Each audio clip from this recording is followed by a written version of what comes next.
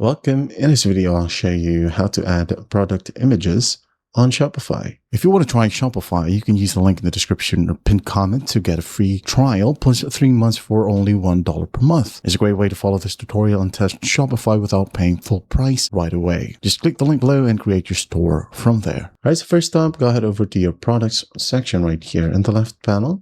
Now you can go ahead and select one of your existing products, or you can add in a product. Okay, the setting or the option will be similar. It will be looking like this. So what you'll do is just go and scroll down and find the media section. Click on Upload New. For example, I'm trying to sell a phone. Okay, just like this one. I'm going to click on Open, wait for it to load. And then once it loads, you're good to go. You can now then go ahead and add in your title, description, and some variants right here. Okay, you can add as many photos or media as you want.